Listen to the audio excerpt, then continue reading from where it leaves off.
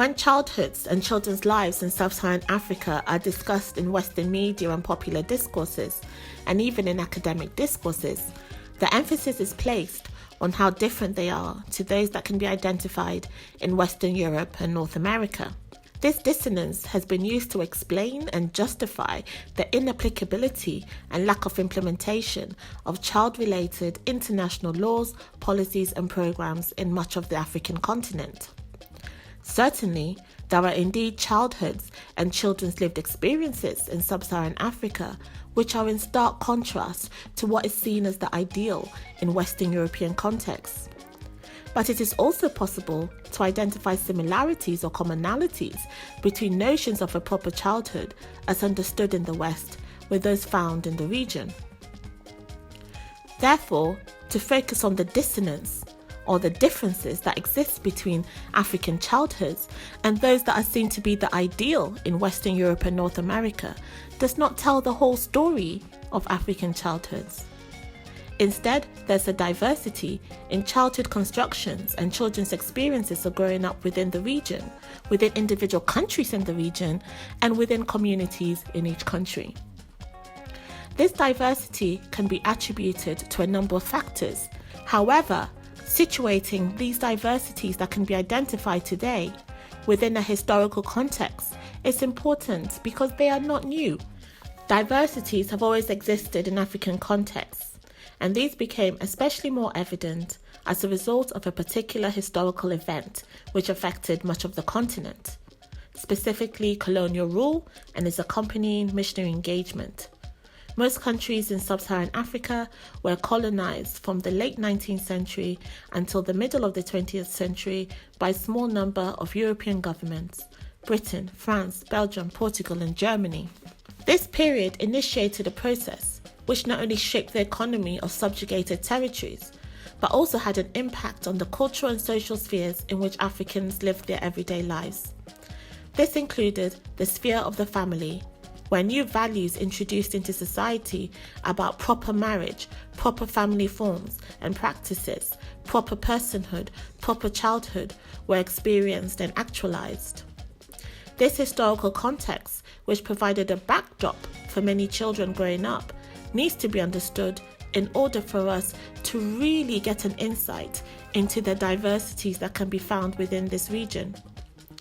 To explore the impact of colonial rule and missionary activity on understandings of childhoods and experiences of children, I decided to travel to Ghana, a country which was formerly known as the Gold Coast and which was colonized by Great Britain from the late 19th century until 1957.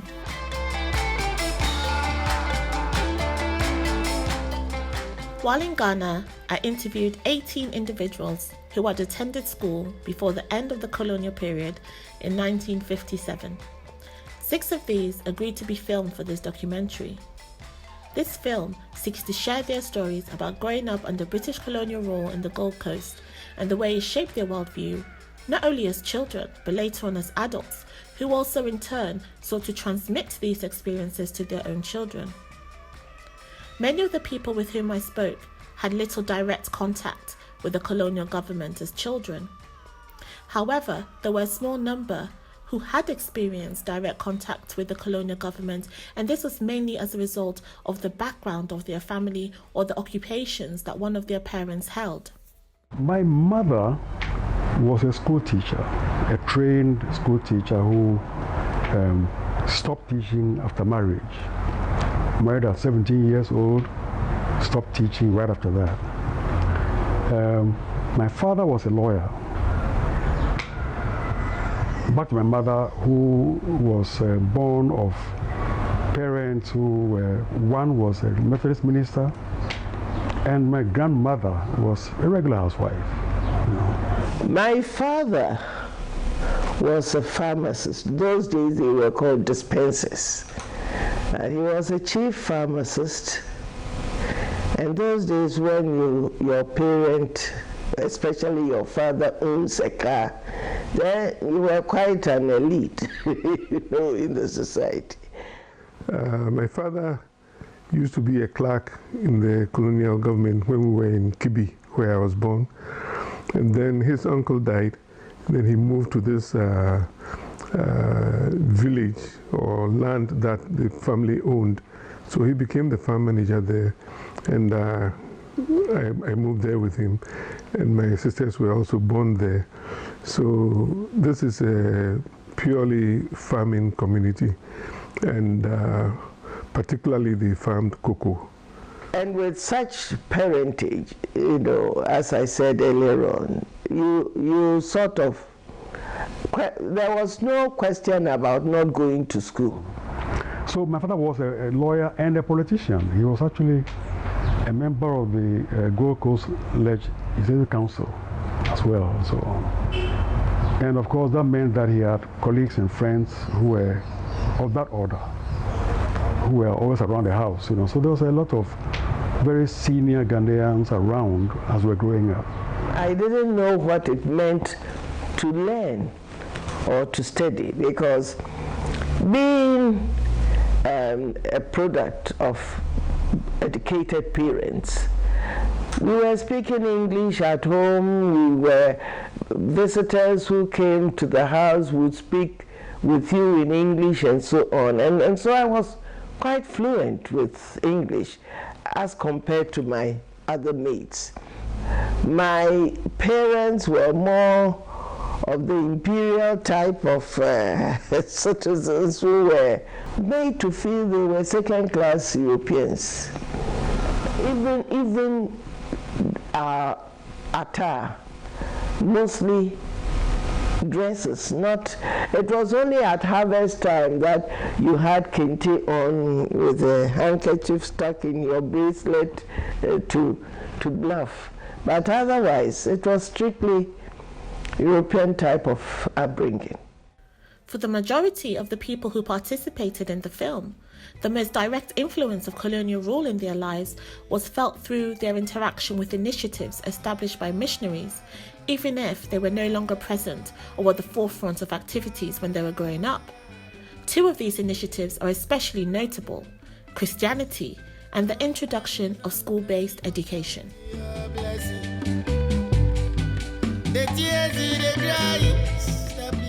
Missionaries, whose arrival in the Gold Coast preceded the advent of formal colonial rule, introduced new ideas about family, personhood, child-rearing, and all of these had an impact on the lives of increasing numbers of children.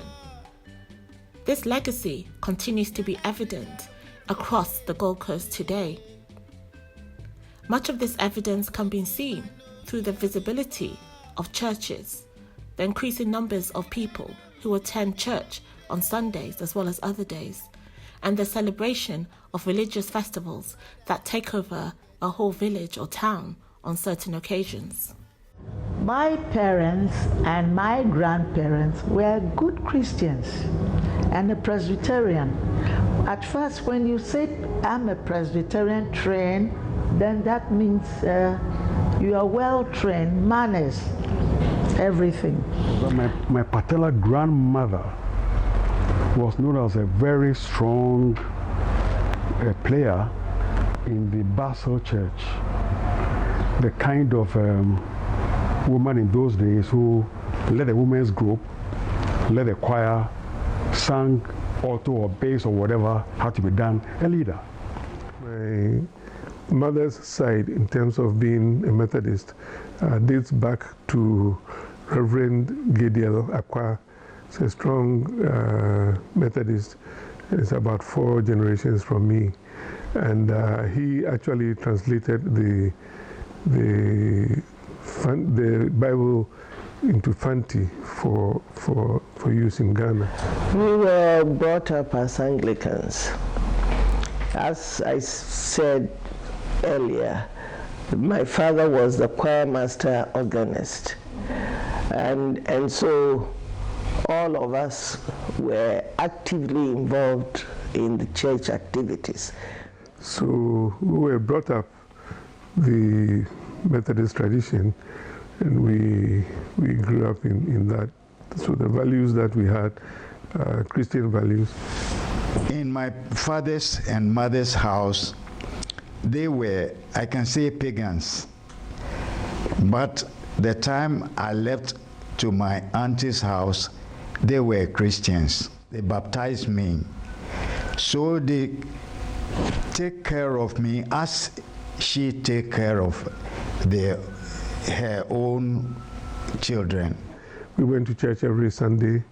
We had a Sunday school, and we were, as soon as the church started, Sunday school was separate, and we had a lot of teaching in the Sunday school, singing, and also reading the Bible and Bible stories and all that.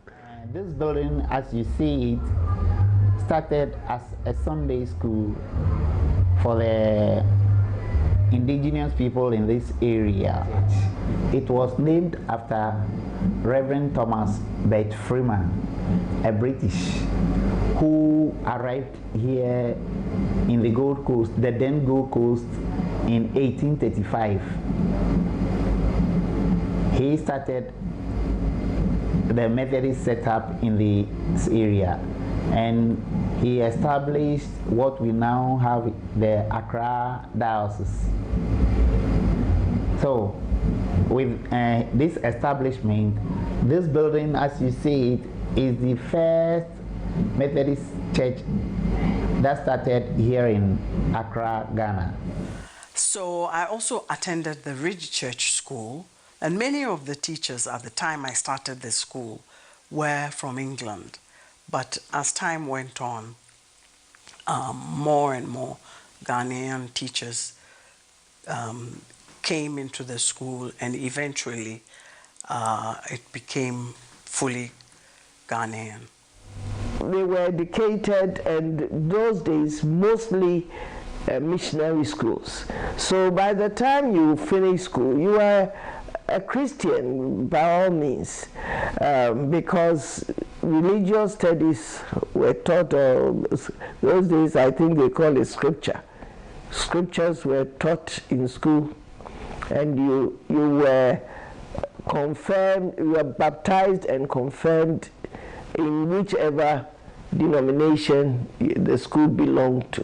When the first missionaries came, they had some difficulties with the people, because the people don't know much about them, so interacting with them became something difficult for them.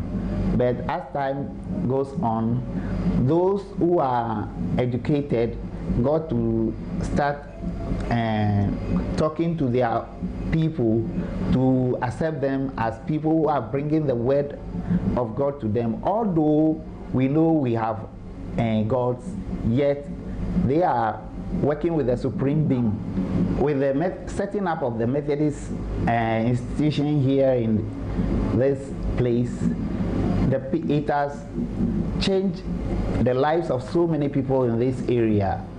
Part of missionary endeavours sought to achieve a moral conversion within groups whom they considered to be primitive and backward. Therefore, education was seen as critical to civilising and converting the local population. Due to the success some missionary groups had had within working class communities in Britain through the Sunday school movement, many realised that the most effective strategy to civilise and convert indigenous populations was to influence the minds of the younger generation. As a result, schools were established which initially had as their primary purpose the indoctrination of Christian values into children, who will then take these forward into their community. By the time my participants were born, schooling had become widely desired amongst the African population, as it was seen as enabling them to acquire the knowledge of white people, which would help them to compete in the new literate economy that was gaining ground quickly within their contexts.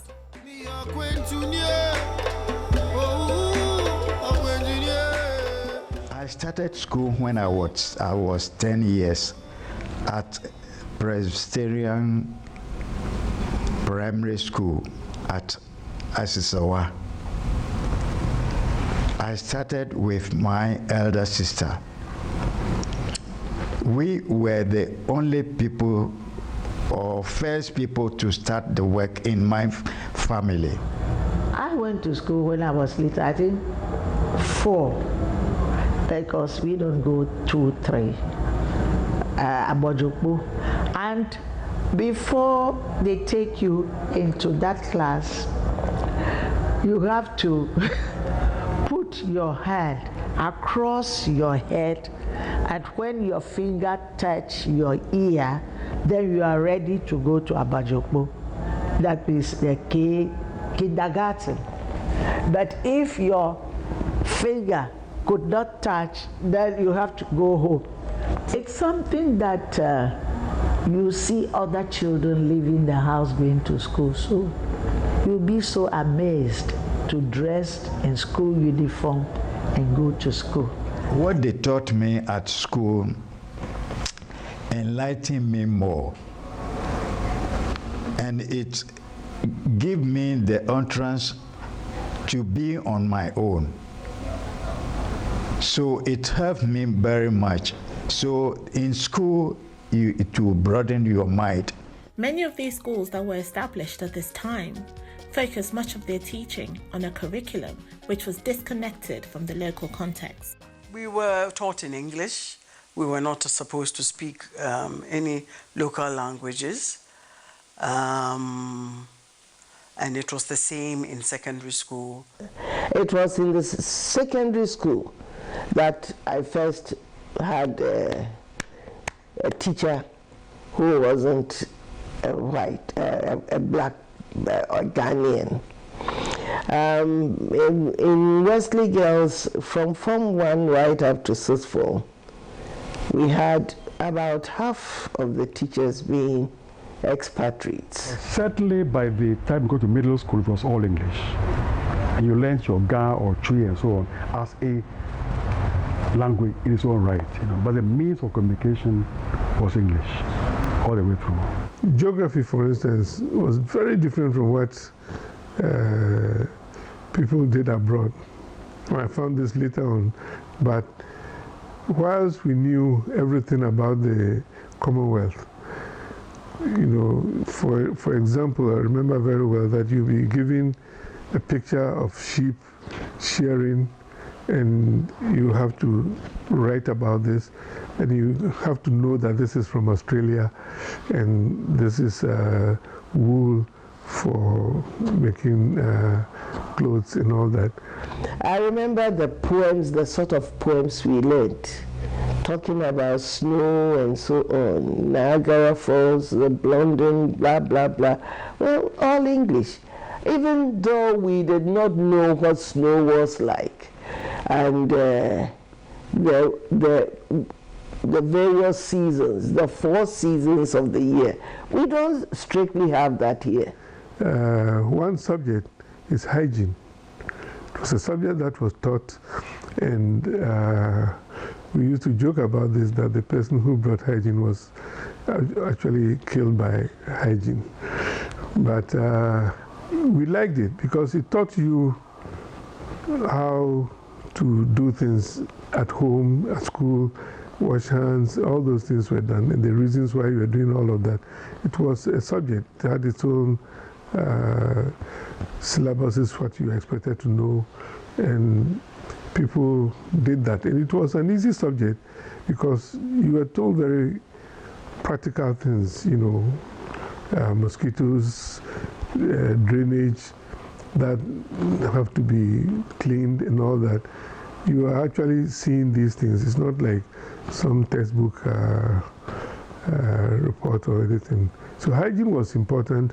It was done at every stage until you finish middle school.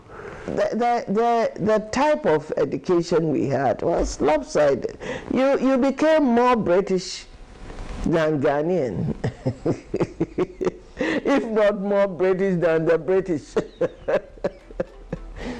Boarding schools, in particular, were seen as especially effective in detaching the individual from what was considered the negative influences of their family, especially elderly members of their family, such as grandparents, who were seen to be more resistant to the changes that missionaries, with the support of the colonial government, sought to achieve. In some instances, rather brutal or harsh strategies were adopted to keep children away from the influence of their families within these boarding schools. So I remember there was a cholera outbreak, And I was rather disappointed with them because we were told not to accept any food coming from our parents. Our parents would visit us once in a while and they would bring home-cooked food, which was always, well, home-cooked food is preferable to the food you get in school. And perhaps they cooked us nicely, special dishes. And then during that time, they said, no, you are not allowed to eat anything from your homes. And the nuns would come and seize the food and throw the food away or give it to the dogs, to their dogs, right in front of us. And I thought that was very mean. And they told us that we should eat what the tinned food that we had brought to school, like the sardines and the corned beef or the gari and the shito, was better than the food that came from home. So I wasn't happy about that. However, not all boarding schools sought to simply separate children from their community. A good example is Achimota School. This school was established by Sir Frederick Gordon Guggisberg, who was governor of the Gold Coast between 1919 and 1927. The school was established as part of a reform plan to ensure that there were higher levels of education available to Indigenous people within the Gold Coast. In this school, there was indeed a strong British culture and the teaching of British subjects was prioritised. But there was also a recognition of the importance of the local community, and there was emphasis placed on ensuring that children remain linked to their roots. My secondary school was in Achimota School. That was in 1952. And what was striking about the school, as I recall it, was the very strong presence of teachers from England. Teachers who were mainly products of, or teachers from, the English public school system. And therefore, to a very large extent, the culture which they transmitted was the English public school culture. Now, of course, these are strong points, but also weaknesses. First, the weaknesses. The primary weakness was the danger of educating us away from our roots. That's a danger, unavoidably. But in fairness to the school authorities, they literally worked hard to balance that out. I had to learn the Ghana dances in Achimota. So despite the public school diction and so on, they were compensating efforts to balance it out. So in the end, my generation came out of the school not only educated to the highest level possible, but not too far from our roots. These schools, whether day or boarding, further sought to teach children to be loyal to the British Empire and to the King or the Queen. They also sought to ensure that children felt part of a community that consisted of different countries which belonged to the British Empire. This was done through the establishment of an annual event to celebrate the birthday of Queen Victoria on May 24th. On this day, all school children would be expected to dress up and participate in a march past at their local park in front of colonial officials and some local chiefs. I don't recall exactly being taught anything about the empire at the beginning, but it must have been completely pervasive of everything that we did. For instance, Empire Day was a big day, as I'm sure you will have heard from others. And so we're very conscious of the empire, even at that age. Those days we are under British rule, and when it's Queen or the King's, I celebrated the King's George's birthday. The children were taught to march and so on, but it wasn't much. Once a year, and The strong ones were the ones who were made to march. And we sometimes went to watch, but I don't think I really understood what was going on. When you are in kindergarten, you don't march. So you be crying. When am I going to grow old so that I will wear the beret, the school uniform, and march? When you get to class 1, there you start marching. At that early stage, we did not examine what empire was. We simply took for granted. There was a governor, there was a whatever, commissioners and so on. So that was almost normal. We were in the empire and believed in it as kids. As we went along in the school chain, the issue then became what you learned about the empire. Importantly as well, you learned nothing to the contrary. This is what I'm getting at. So you're absorbing the empire culture, empire thinking with no counterbalancing until later, when the independence movement began and so on and so on. So, but until then, you were taking on board whatever there was. And this is important to point out, because even in the later years, when we were more able to think more clearly about things, the things you learned still kept reinforcing the empire background all the time, all the way to the very end. So even when you had a doubt about the empire and its doings, you still read the history of the empire and you remember about London and London Bridge, anywhere else. A very effective indoctrination was done, and nothing crude, nothing direct, but constant.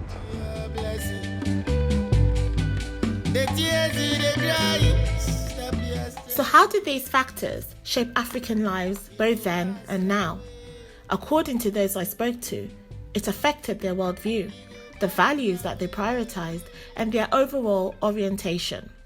What did we learn about Britain? Nobody explicitly said that Britain is the colonial masters. It wasn't like the French, our French-speaking neighbors who I later on learned, who were taught in school, our ancestors, the Gauls. We were not taught our ancestors, the British, no.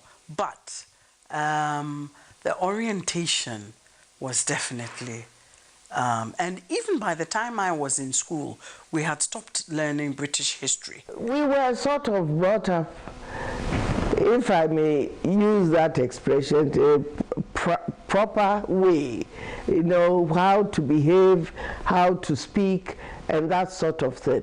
And anything outside what they prescribed was thought to be ungodly. Cream crackers, Jacob's cream crackers. Is it Jacob's? Yeah, cream crackers. All those custard creams. So the orientation, the food, the comfort foods, Yorkshire pudding. These were items that we learned how to, scones. These were items that we learned how to bake. So this was definitely British. So the British influence was very subtle. At that time, on Fridays, we had singing hour, and they taught us lots of British songs. You lose your girl in the ocean. You know that song? I've been to Harlem, I've been to Dover, I've traveled this wide world all over. Anyway, songs like that they taught us that had nothing to do with Ghana. Even the literature you are reading, we did Wordsworth, I Wandered Lonely as a Cloud. We learned about the Lake District in Ghana. You know, we had never set foot there, but we knew about it. So definitely it was my orientation was very British. So you had an upbringing where you were supposed to be God-fearing in your behavior, in your speech, even in your thoughts. You should behave as God would want you to behave. That sort of mentality, you kept to yourself and not mix with people who were not Christians. Education definitely brought, asking questions about yourself and your society and being a little bit more critical, so that I was able to tell my father, and perhaps also I had a father who was very liberal. He wasn't authoritarian at all. And so I told him at some point, I don't like this business of church. People go to church and they're so terrible when they come back home and this, that. And he says, and so I'm not going to attend church anymore. I don't like it. And he says, all right. And I said, I'm not using my English name anymore. From now on, I'll use Mansa. When I look at some of my cousins and others who did not benefit from this kind of education, and they have become problematic for the whole family. Every now and then you have people who, so to speak, they have not developed any good IQ, and their behaviors have not been very well, all because they were not properly educated.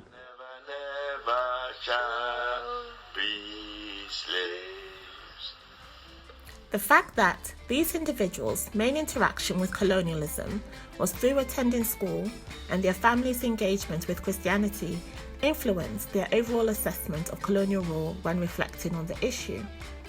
In particular, most of my participants in the study, whether they were filmed for the interview or not, were active Christians who sought to ensure that the values underpinning Christianity influenced their everyday lives as well as those around them.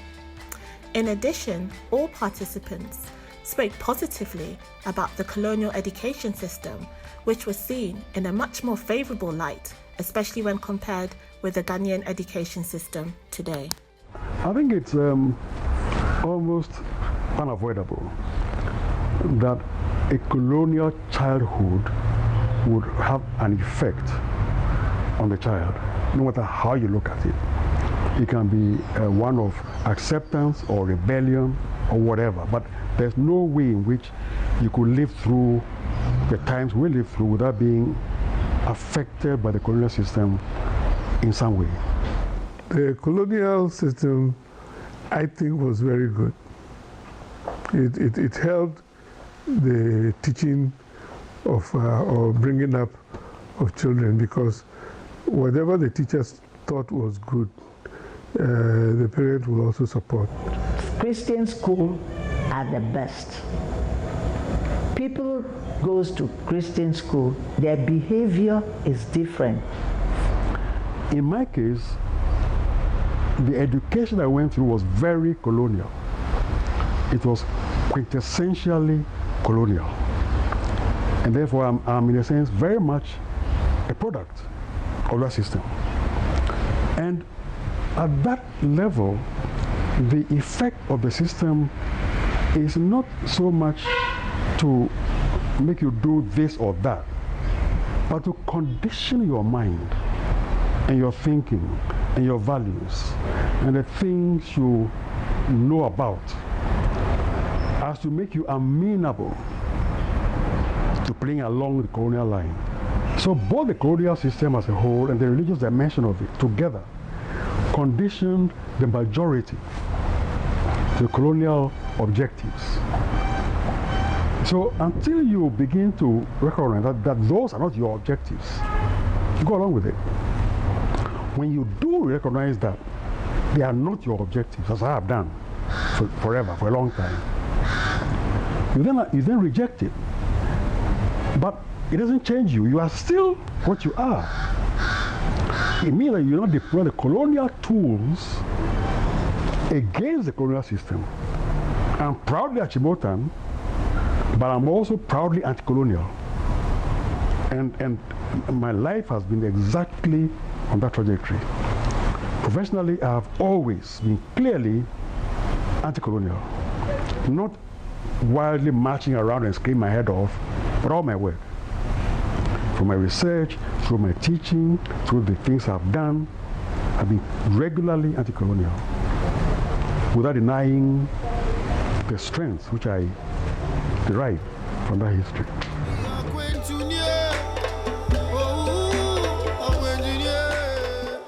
The legacy of British colonial rule and missionary engagement remain evident in Ghana today.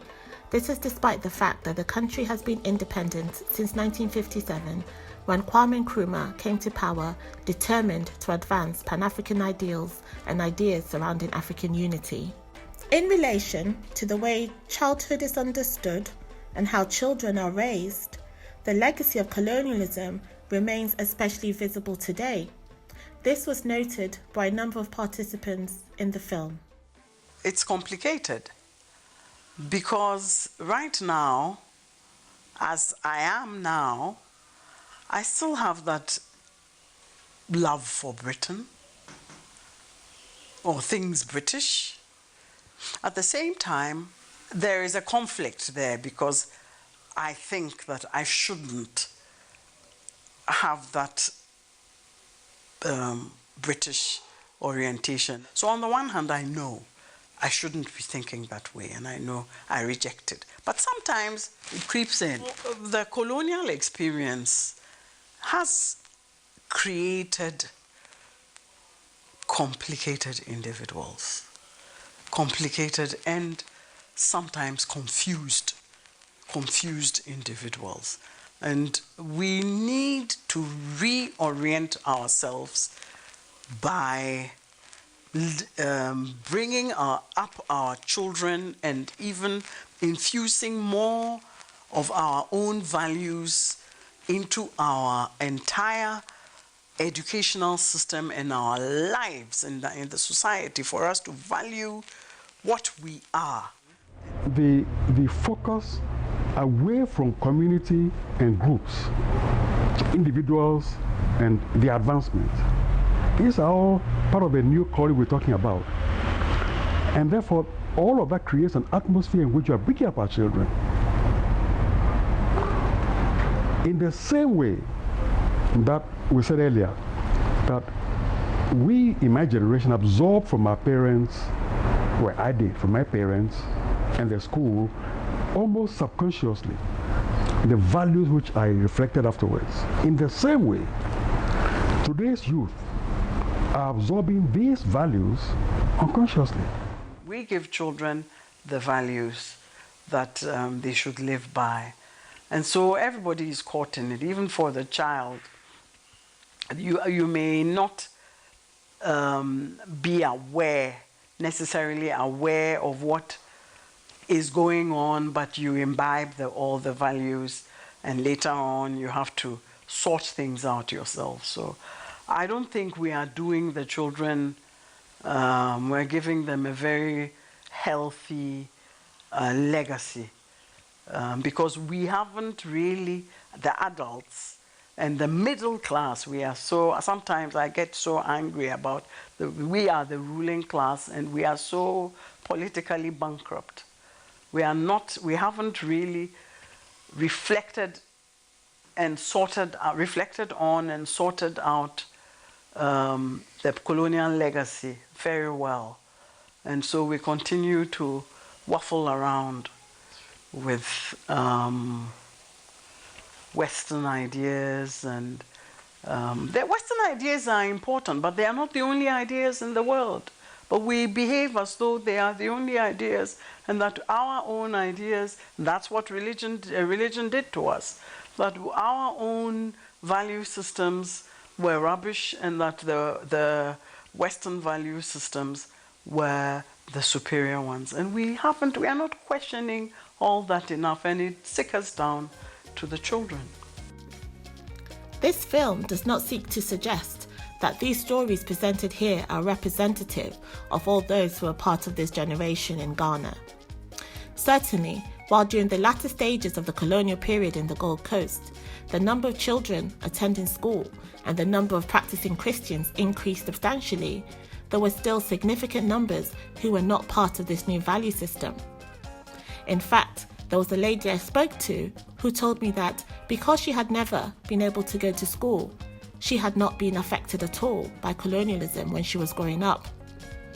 As a result, alongside this Christianized and schooled child that came to exist in the Gold Coast by the end of the colonial period, there remained evidence of the child who was not associated with school, or whose family was still guided by paganism, or not quite committed to Christianity.